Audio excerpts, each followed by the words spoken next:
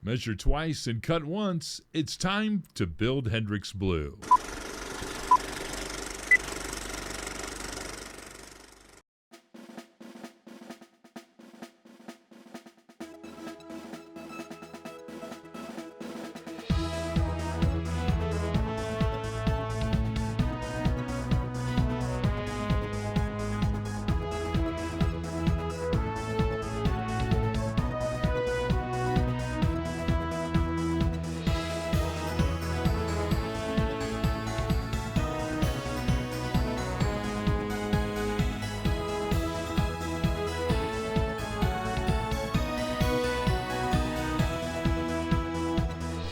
Hi, I'm Frank, and welcome to a special 4th of July episode of Building Hendrix Blue.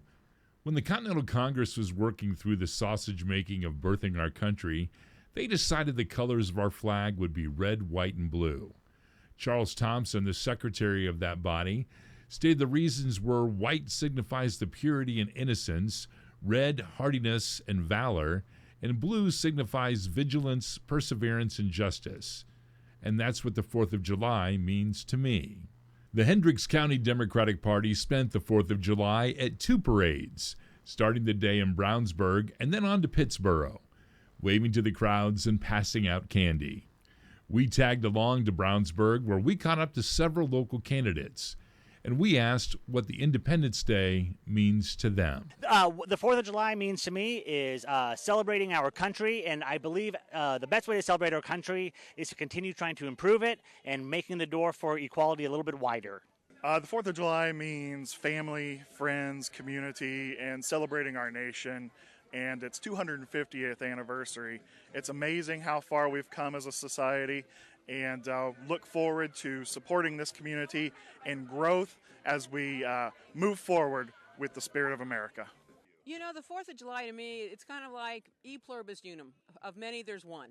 And this is a moment where we all come together, no matter who we are, where we've come from, or where we're going, what we believe in, what kind of work we do. You know, are we the richest among us or the poorest among us? It's coming together because today we're all Americans. That's what it means to me. It also means I get to eat hot dogs and popcorn and drink a beer and be with my friends and enjoy a very hot day in Indiana. So, e pluribus unum.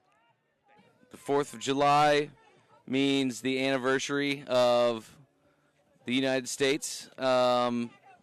Basically being born in the Age of Enlightenment, so I think of the Age of Enlightenment being after the age of absolutism, in which absolutism we had like monarchs and dictators, and in the Age of Enlightenment we realized that people have freedoms that are more important than the government, and that's what our Constitution is written based off of, is that we have individual freedoms that are more important than the government. So I think that's the main thing I think of, that we should keep pushing that idea forward of individual freedom and liberty. It was a beautiful day for a parade, and we hope you enjoyed your day wherever you celebrated.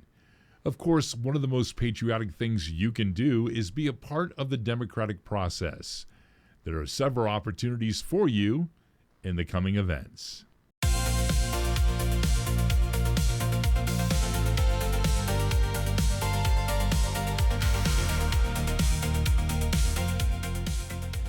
If you are a candidate with an event you'd like featured on our list, send it to me at frank@buildinghendrixblue.com. We will feature it here and on the events page of our website.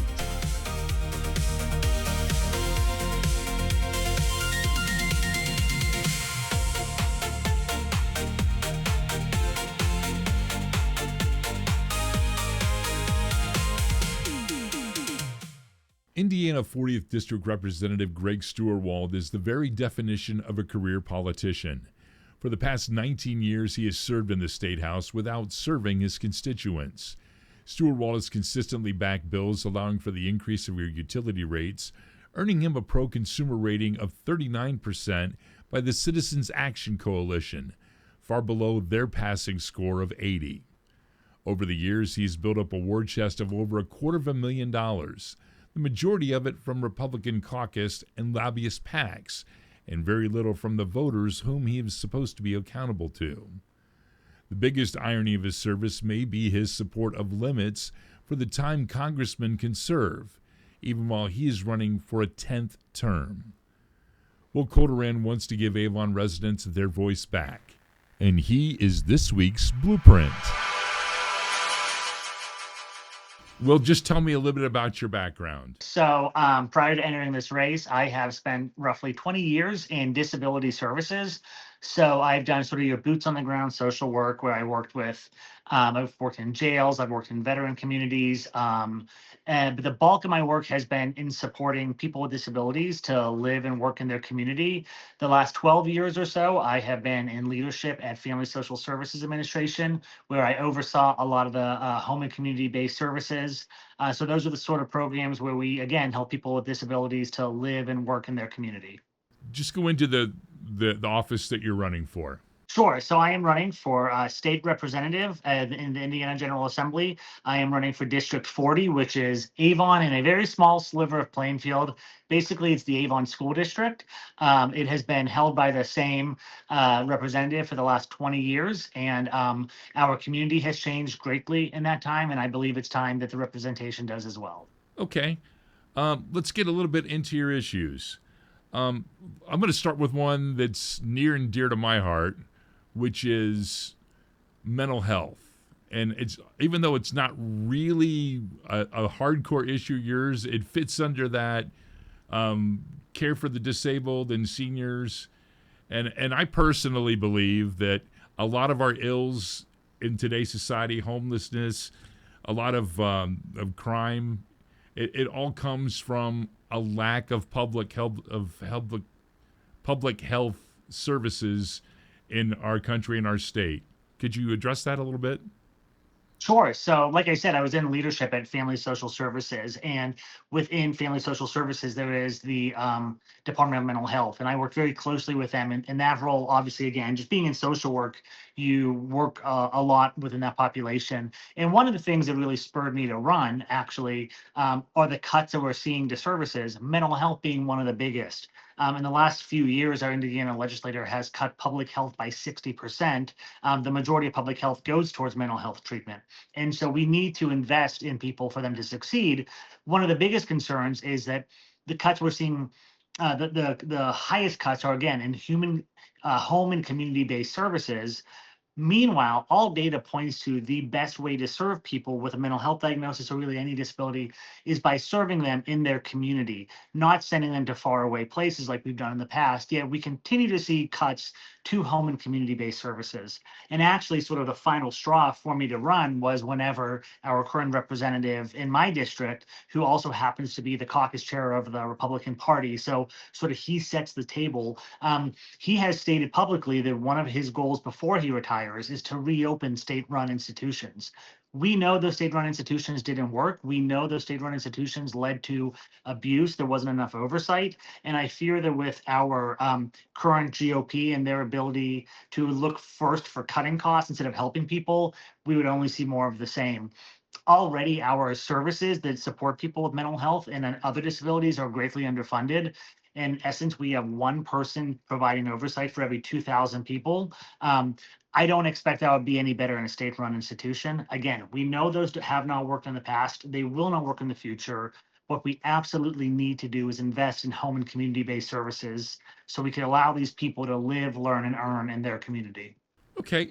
Another thing, and this is a big thing with your opponent, is he's been a big supporter of utility hikes. And I know that one of your key issues is affordability. Could you maybe go into that a little bit? Sure. So, I mean, really, when I look at our utility issue and affordability, what it really boils down to, almost even more than saying affordability, is transparency. People are paying more for their utilities, yet we don't know why. Well, and I can tell you why some of the reasons are that we pay more on average than most other states, and that is that we have baked in fees into our utilities that other states don't have.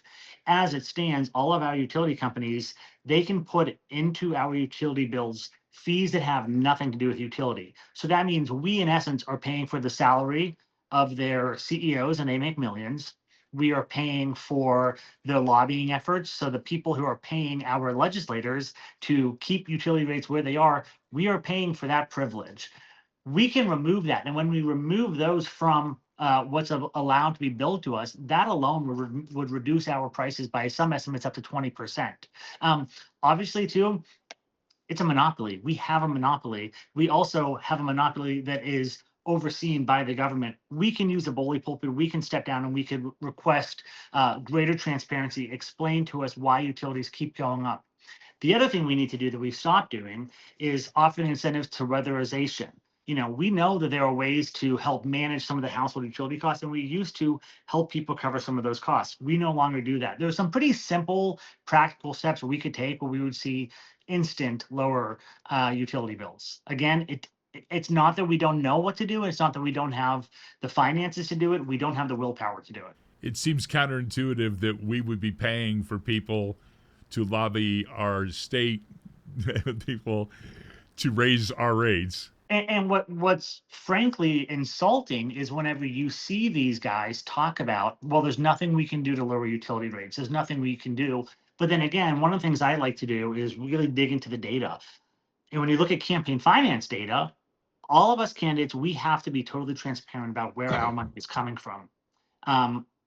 My opponent, much like many of the GOP, takes thousands of dollars from campaign contributions from the very utility companies that they are supposed to be pushing back on.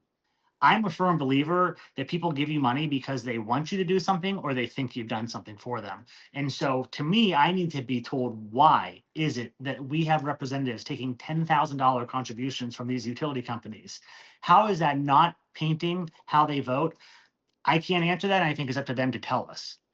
I saw a comment on one of your social media posts about how they should be wearing NASCAR suits to let us know where their money's coming from. Absolutely. I actually said, one of the things in the Secretary of State race that I'm glad is becoming more of an issue is campaign finance. And I do hope that with a new office holder, regardless of party, that they do make it easier for us to find how our candidates are being funded, because you do have to do a little bit of digging to find it. Luckily, there are good third-party sites that do it.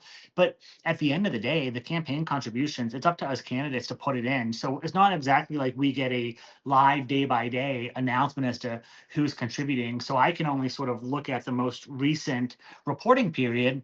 But I mean, I've joked before, I would be happy to give people the password to the banking information where my contributions go, because you would see I'm only taking money from my neighbors. I'm getting individual contributions because that's who I'm going to represent. And that's who the only people that I really feel I should be beholden to.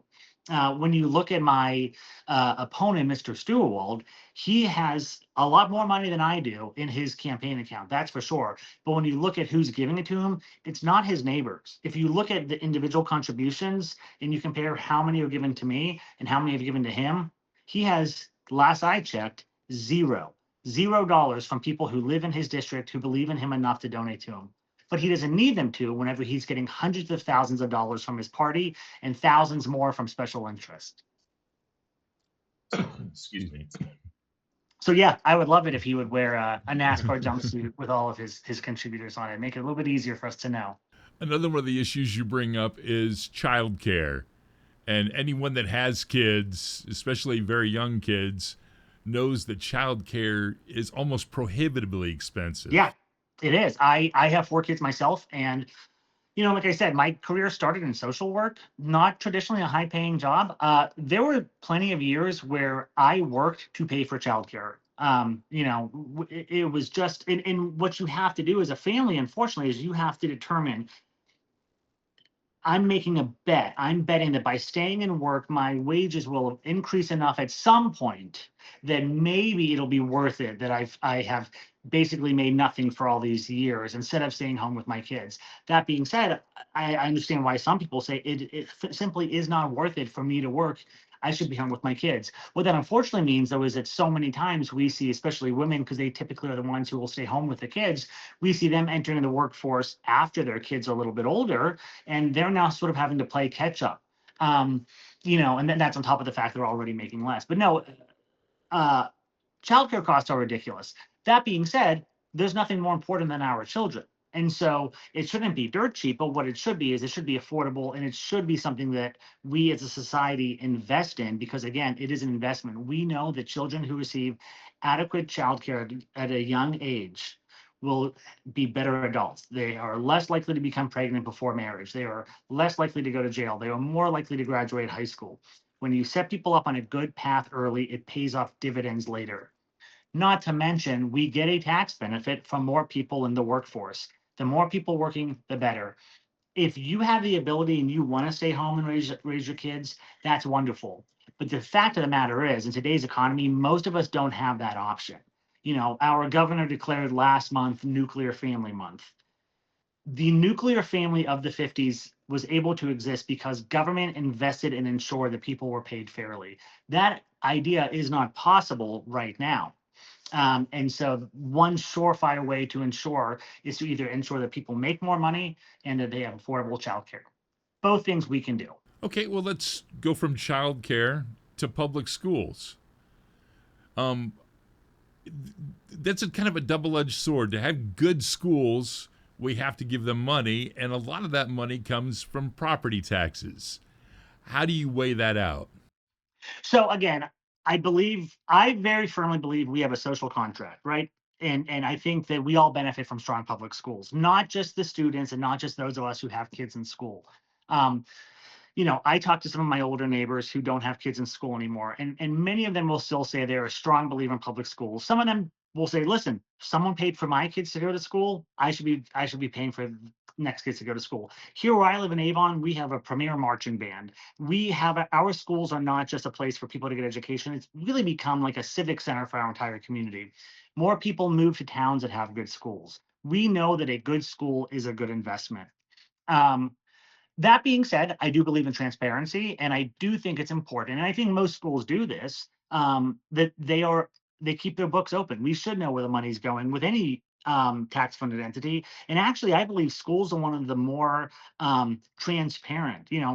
As it stands, all curriculum is online. Every library book is online. We can see everything that's going on in the school. We elect our school board every few years.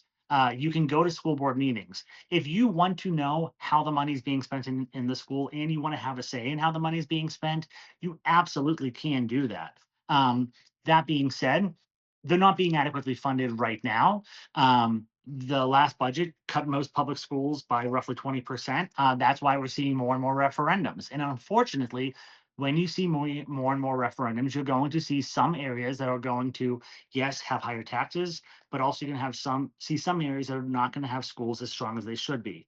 And one thing we're definitely going to see is an increase in classroom size. And we know that increased classroom size correlates to poor results for some students, specifically students with disabilities, those with the highest support needs. We absolutely need to support our public schools. The other problem is so much of our public school funding now goes into the voucher program. And so we have private schools and we have charter schools that are also receiving money that was initially meant only for public schools. And I have people all the time come to me and they say, we absolutely should have a choice. And I'm not one of those zealots that doesn't think school choice has a place. I actually do believe that if a parent wants to send their child to a school beyond their public school, or it's just not a strong public school, I like the idea of them having an opportunity. I'm not even opposed to them using tax dollars to send there, provided that the school receiving tax dollars all play by the same rules. And as it stands, they do not. Charter schools and private schools do not have to fall under IDEA, the Individuals with Disability and Education Act. They do not have to provide services for students with disabilities. Charter schools are allowed to have behavior contracts, attendance contracts, academic contracts, all things that allow them to expel a student because they're no longer hitting a certain GPA, because their behavior is a certain way, or because they have high support needs. What that does is whenever you kick out all the students that are trouble, boy, oh boy, will that will make your numbers look different than the public school. And so now you have two different schools competing for the same pot of money. Well, as a parent, are you going to go to the charter school that says our average GPA is 4.0, or are you going to go to the public school that says our average is 2.9? However, we are taking every kid in the county. This one is only taking the kids that can get that 4.0 without any help. And so if we're going to have voucher systems, we need to make the rules fair across the board. We kind of danced at the edge of this issue, but let's just get right into it. Healthcare. Where does the government have a role in that? So I believe the government has a role in ensuring that every American has healthcare. We have Medicaid, we have Medicare. Obviously, for those with high health needs, they need it. I believe that one area where the government needs to have a much stronger role is ensuring that healthcare costs are transparent and predictable. There should not be anybody who is going into an operating room and is unsure of how much a procedure is going to cost and needs to worry about that as they move on. You need to know what things are going to cost as you're doing treatment. Also, we absolutely should not be penalizing people because of medical debt. Incurring a health scare at any point in your life should not dictate the rest of your life. I actually have an example of someone who had that. When I was 24 years old, I was diagnosed with an aggressive form of cancer. Was not expected. It wasn't in my family tree. I was young, healthy, did all the right stuff, and what I thought was a muscle cramp turned out to be cancer. And when I started, I realized pretty early on I had no choice but to work full time as I went through chemotherapy. Otherwise, there's no way I could have afforded it. Even still, the bills piled up, and my credit score was affected because I was sent to collections because I couldn't keep up as a brand new college graduate social worker trying to work and pay off bills for chemo. Not the easiest thing in the world. And I look back and I think, one of the worst parts about having cancer and going through all of that was the billing. It had nothing to do with the fact that I had a disease that kills people. It had nothing to do with the fact that I was getting medication that makes your hair fall out and makes you feel nauseous all the time. It was being scared to open up my mailbox because I didn't know am I going to get another bill. That shouldn't be happening in our country. That shouldn't be happening to anyone. And finally, the last one, which is kind of all encompassing of everything we've already talked about, which is a government that works. Yeah, I believe, especially the position I'm running for, I get frustrated when I see people, and actually both political parties will say this. They'll say, I'm running, I want to be a leader in the community. I'm running to lead. I don't believe that. I believe that as a representative, your goal is to represent. You are not above the people. You're there for the people. Our current representative clearly is not dictated by the needs of the people in his community. He doesn't host community events. He doesn't come to events. As someone who was pushed in not just because of some of what he said, but because of the inactions that he took, and frankly, the amount of times I emailed and called and didn't hear back. We need government to be responsive to the people. One of the big things that I think people need to be aware of when they're running for an elected position now is we don't have a strong local media that can cover politics. And even if we did, people are so busy right now that it's really hard to keep up on everything that's happening. So one of the things that I try to do with my campaign is really educate people on what has happened at the State House and how does that affect your daily life.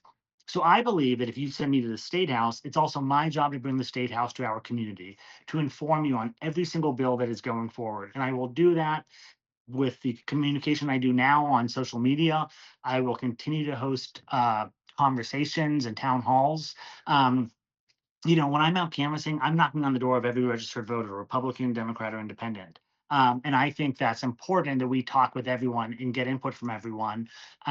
Because again, the government should be representing you, and you're only going to do that if you're listening to all points of view.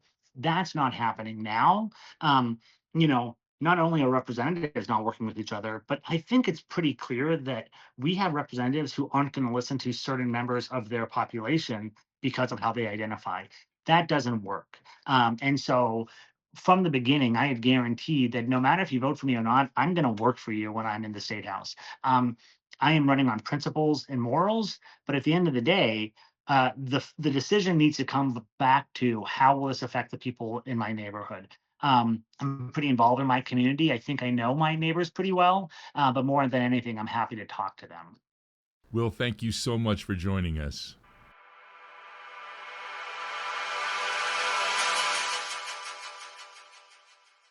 To find out more about Will's campaign, check out his website, willcolteryahn.com. And while we're on the topic of websites, we invite you to the Hendricks County Democratic Party's page, hendrickscountydemocrats.com.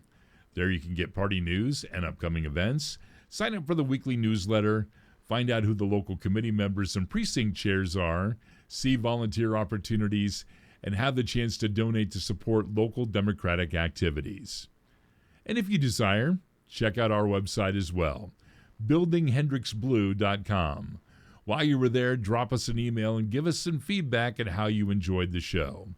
And please like and subscribe our podcast so you can get all future installments.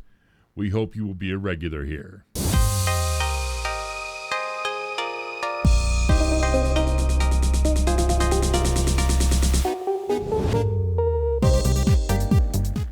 You can also see this list of Democratic candidates on our website, buildinghendricksblue.com.